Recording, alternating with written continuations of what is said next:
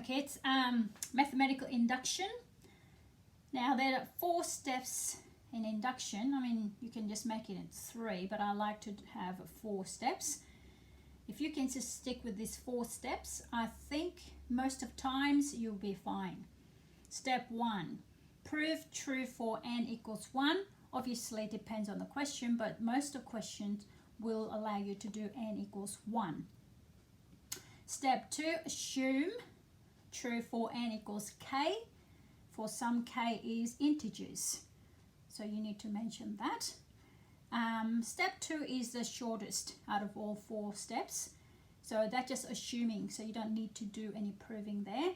Step 3, prove true for n equals k plus 1. Now this is an important one because there will be the most proving involved, but you need to use the previous step, step 2.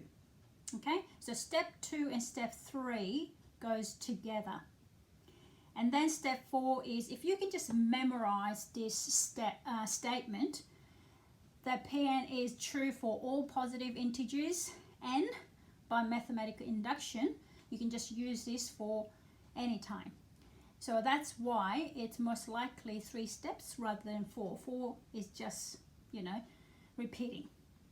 As you can see, the whole 4 steps, so we're proving n equals 1, that's true, and then n equals k, we're assuming that's true, and then we're proving n equals k plus 1, which is the next term.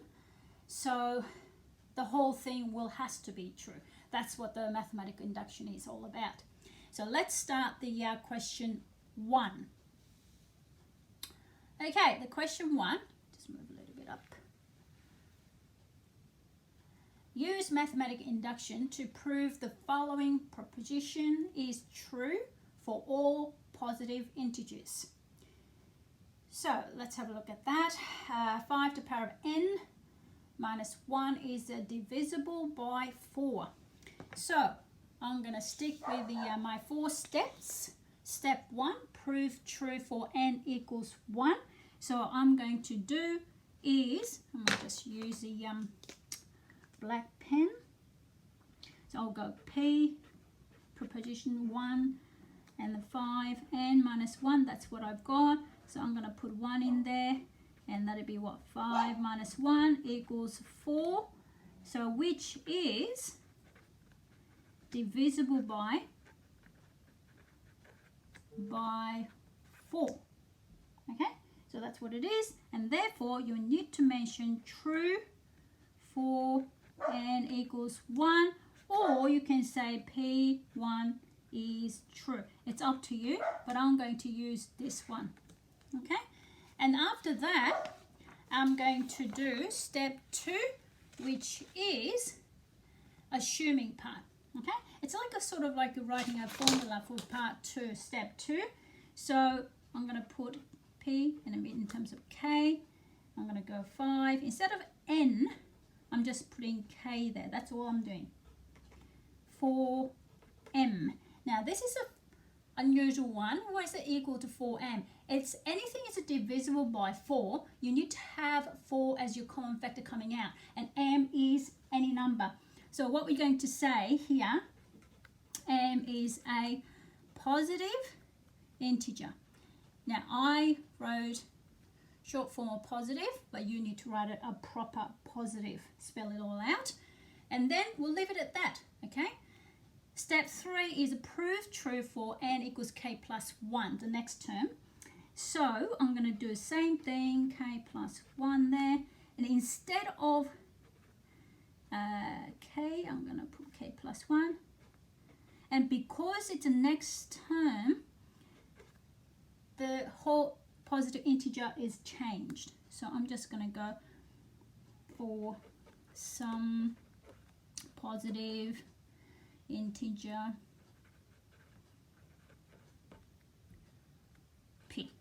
Okay, and then what I'm going to do here on the left hand side, what I've got is, now your aim is to make this something like this. What I mean is I need to take 4 as my common factor out, and then the rest will be the integer. Okay, of course using this.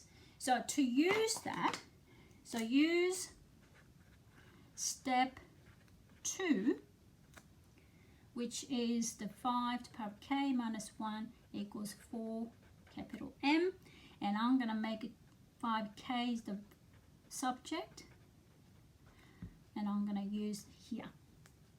So how am I going to do this? I'm going to separate this into 5 times 5k minus 1. You see what I've done there? It's the index law. Okay, so 5, and I'm going to put 5k into here. So it'll be 4m plus 1 minus 1. Okay, so it looks like there's no power like here and here. Okay, and I'm going to expand this one, and then 20m. Now I can see the common factor 4 in here, so I'm going to take the 4 out. I'll get 5m plus 1, and I can write this like this, because I can say p is 5m plus 1, because you know m is integer from the step 2, and plus 1, it's obviously going to be positive integer. So therefore, now that's not it, you need to conclude it. So therefore, true for n equals k plus 1. Okay, so that's done. And then of course, step 4 is Pn is true for all positive integers n by mathematical induction. So make sure you have the mathematical induction in there. Okay, so that's question 1. Question 2. All right, so let's have a look. So that's what we have to prove. The left-hand side equals the right-hand side.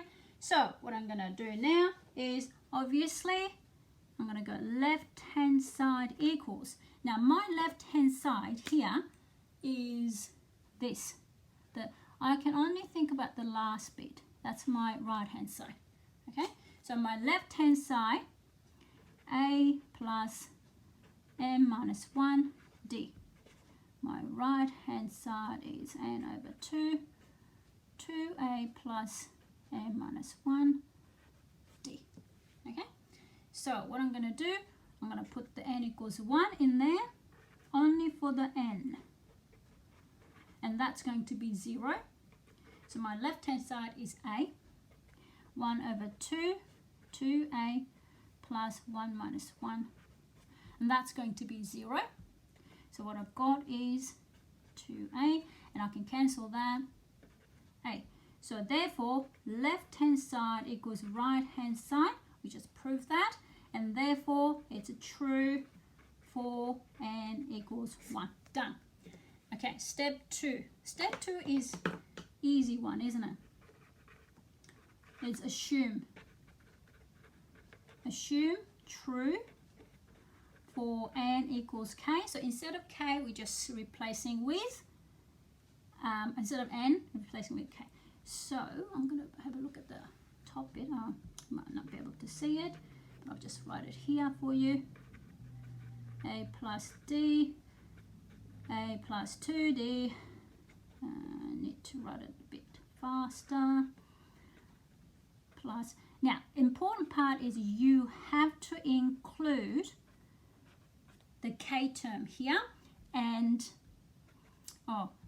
then we got k, change everything into k here. Okay, so that's what I've done there. Ooh, I made a mistake on there. K.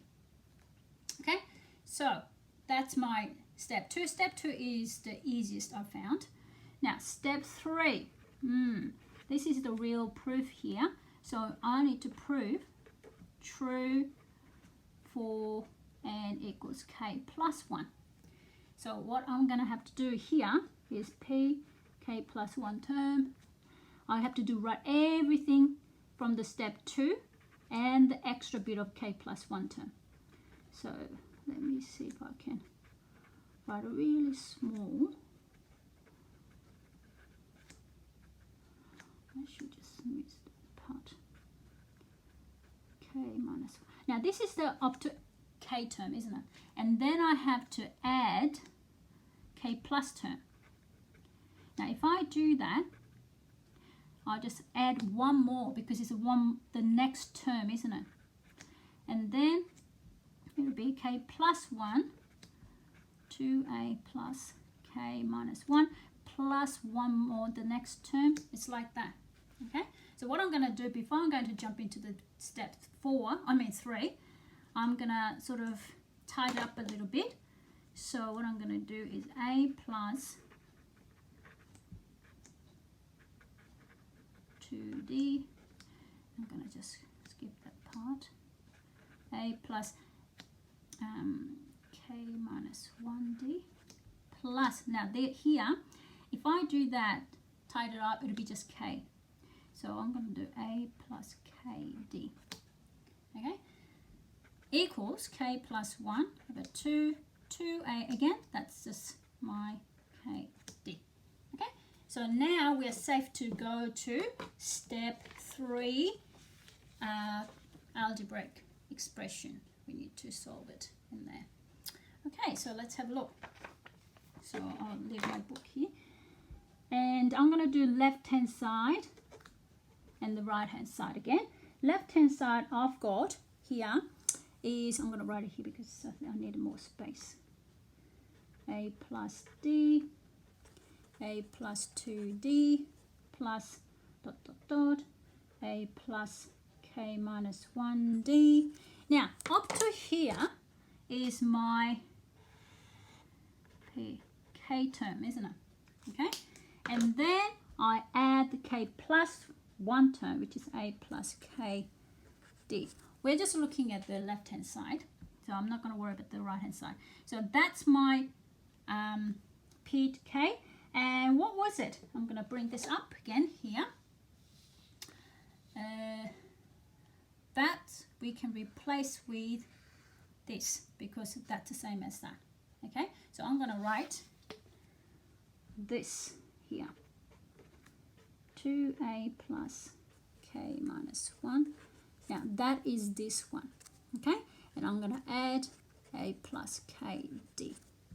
Okay, somehow this we need to make it into, what do we have to make it into? Again, I'm going to bring that bit. This looks like this. So k plus 1 over 2 is our common factor. I need to take this common factor out. To have a common factor, k plus 1 over 2, I need to have somehow, in any terms, I need to have k plus 1 over 2. Okay, so that I can have the common factor. So I'm going to expand this one. If I expand this, I'll get ka plus k minus 1d plus a plus kd. Okay, now what I'm going to do, I'm going to put that one in there together. So I'm going to take a out, k plus 1, because I'm really conscious about the k plus 1. So my aim is to get k plus 1. And then I've got that. I might just expand this one. And this one, because another thing we need to think about is k plus 1 over 2. So I'm going to make it everything into over 2. So even this one,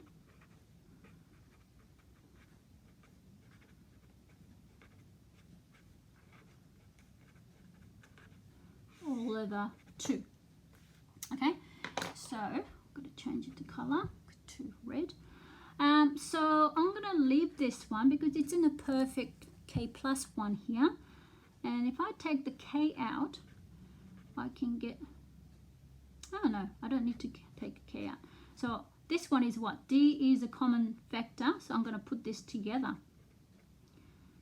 K plus 2k all over 2. Okay, and then let's tie this one up a bit. So what do I get? Plus k. Aha!